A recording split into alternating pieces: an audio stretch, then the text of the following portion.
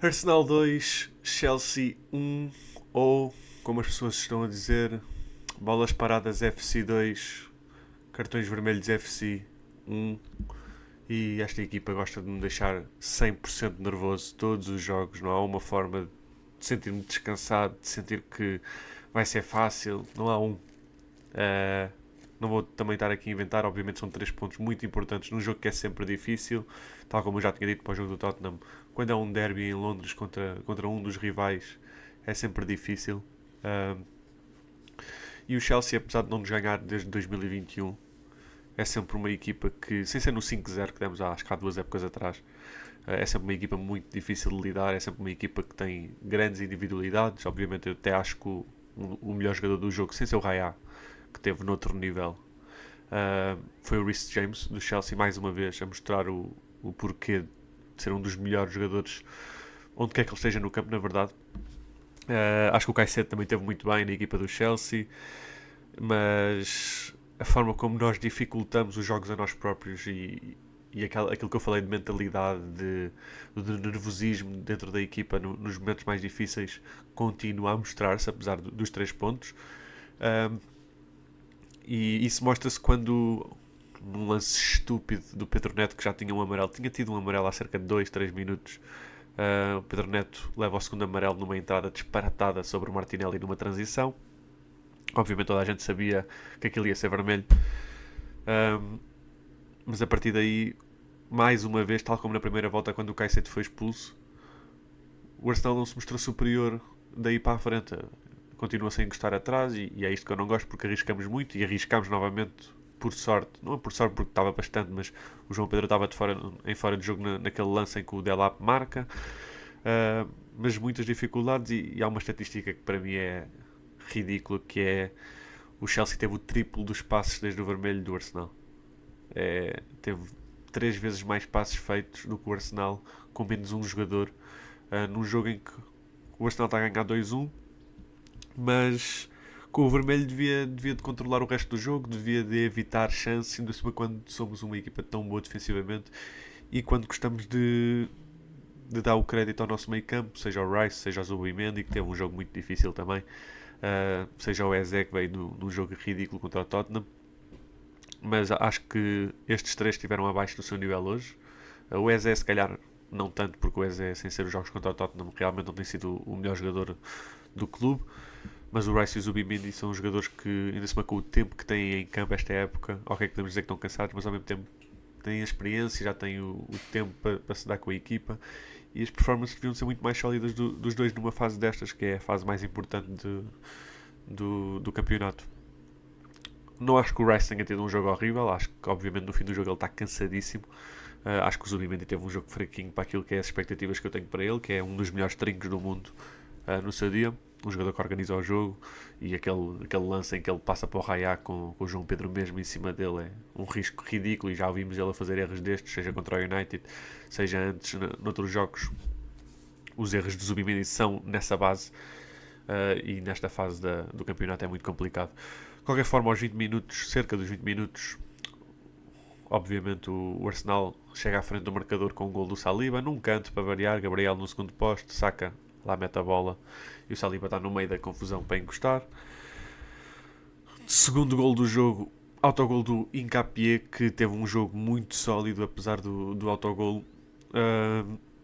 Mais uma vez um canto, outro jogador que é ridículo na marcação de bolas paradas, o Reece James. Não há muitas palavras para descrever o quão bom este jogador é, o quão completo é em tudo aquilo que faz, tapou o Trossard. Já teve mais algumas dificuldades com o Martinelli, mas mesmo assim o Martinelli não passou por ele nenhuma vez. E depois mais uma vez aos 66 minutos outro canto e outro gol do Arsenal, com desta vez do outro lado Rice e o Timber encosta diretamente para a baliza. Jogos muito fracos, principalmente do guarda-redes do Chelsea, que teve bem talvez naquele lance do Eze, aquela defesa do remate rasteiro do Eze na segunda parte, mas fora isso um início de jogo horrível em que o Gyökeres quase tirava a bola ao Roberto Sanchez, muitos passos em que ele tenta jogar de trás e acaba por dar a bola ao Arsenal. Outros jogadores que eu sinto que tiveram fracos foram Cole Palmer, para o estatuto que tem, para aquilo que sabemos que ele pode fazer. Muito fraco o jogo, muito pouco aparecido. Podemos dizer também que se calhar não é a melhor escolha ele estar a jogar à esquerda ou até mais no meio, numa fase destas em que ele não está propriamente no melhor estado físico. Mas esperava muito mais do Palmer, principalmente porque o Palmer é um jogador que não tem jogado contra o Arsenal, não tem jogado nestes jogos grandes, a verdade é essa, tem descansado ou tem estado mesmo lesionado, e eu esperava muito mais de um jogador com a qualidade do Palmer. No Chelsea, sinceramente, pronto, esse é o Pedro Neto, que obviamente eu não acho que o Pedro Neto seja nada de especial, acho que é um jogador que pode ser importante em muitas fases, é um jogador muito parecido ao Martinelli, na minha opinião, muito rápido, muito direto, mas muito limitado naquilo que pode fazer. E obviamente a decisão, aquela falta na transição é absolutamente ridícula. Pelos vistos ele não sabia que tinha um amarelo, mas de qualquer forma, a forma como ele entra e ok que o Martinelli é muito rápido, mas com bola o Pedro Neto claramente consegue apanhá-lo, e acho que fazer uma falta daquelas numa transição, não sei, acho que é um bocado exagerado. Acho que o Ato teve muito bem na defesa. Aliás, acho que a defesa do Chelsea teve muito sólida em geral. Lá está, os golos vêm de cantos, bolas paradas, que é um problema do Chelsea, mas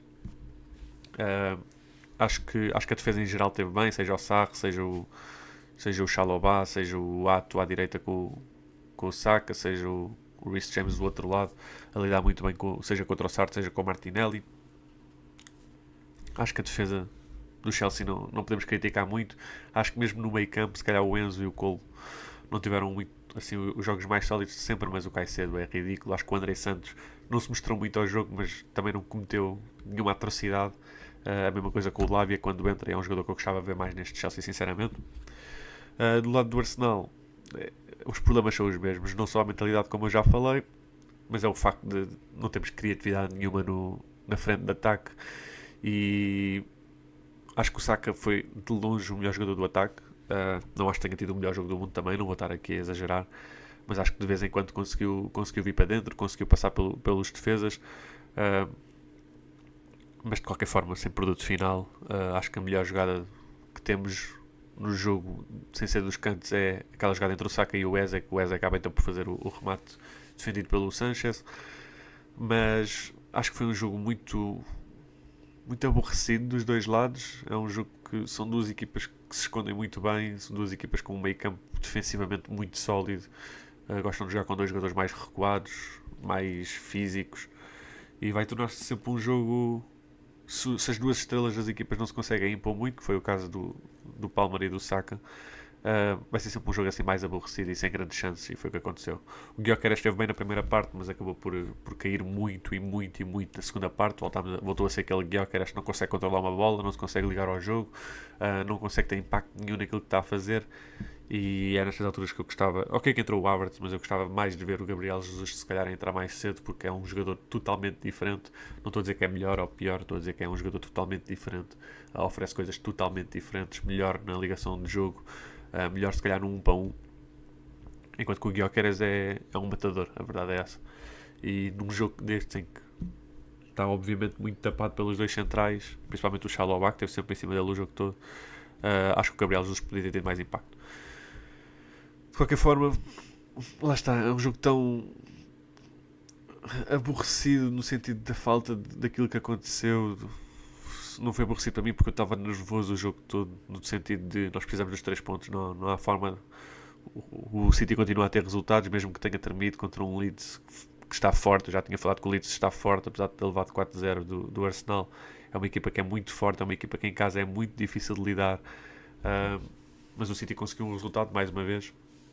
E obviamente mete a pressão sobre o Arsenal, que precisava dos 3 pontos num jogo que é num nome muito mais difícil, mesmo que seja em casa, porque é um grande clube, o Chelsea, e é sempre difícil.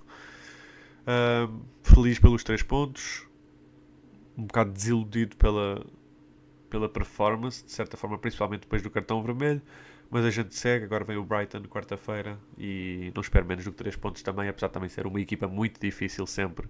Se bem que também acho que é uma equipa que se abre muito mais, vai ser muito melhor para jogadores como o Eze, para jogadores como o Gyökeres, se calhar para um Martinelli ser titular neste jogo em vez do Trossard, que tem claramente baixado a forma desde o início da época, que teve um início da época muito, muito, muito bom o Trossard, mas tem baixado muito. Ou então, se ele quiser até jogar com o Eze à esquerda, experimentar isso e pôr outro jogador no meio campo, seja o Havertz, seja o Odegaard, se ele já estiver numa condição física decente. Acho que era um bom jogo para rodar alguns jogadores, até porque vem o Leverkusen depois e nós também queremos. Ok, que estamos mais calmos na Champions porque estamos no lado certo, estamos no lado bom, vá. Uh, mas acho que era bom ir agora também controlando a condição física de alguns jogadores, porque o Zubimendi tem mais de 3.000 minutos, o Rice joga todos os jogos, o Raya guarda-redes é diferente, mas de qualquer forma, se calhar o Kepa também não é o pior guarda-redes do mundo a poder jogar em alguns jogos, contra o Leverkusen principalmente. O Saka tem que descansar mais e acho que neste momento o Saka é muito melhor jogador que o Madueke, mas neste momento o Madueke pode ter mais impacto em certos jogos porque é um jogador muito mais explosivo, um jogador com pior decisão no último terço, mas é um jogador muito mais explosivo, muito mais direto. Enquanto o Saka é um jogador que se liga muito mais, também muito forte no 1 para 1 fisicamente, principalmente. Muito difícil mandá-lo ao chão ou tirar-lhe a bola. Mas são jogadores que oferecem coisas diferentes e a verdade é que o Madueke quando joga tem tido impacto. E até me surpreendeu no jogo contra o seu antigo clube ele não ter entrado. Mas também percebo que era um jogo muito difícil e o Saka oferece mais defensivamente. Até porque foi um lateral esquerdo, né, no início da sua carreira. Mas a gente segue em frente. E é isso, não há muito mais a dizer sobre este jogo. O City continua forte. O United voltou a ganhar também. Metendo-se no terceiro lugar. Quem diria que isto ia acontecer depois de ficar em 15º ano passado e depois de ter despedido o Ruben Amorim. Mas é isso. Não se esqueçam de deixar um gostezinho, seguir e até uma próxima.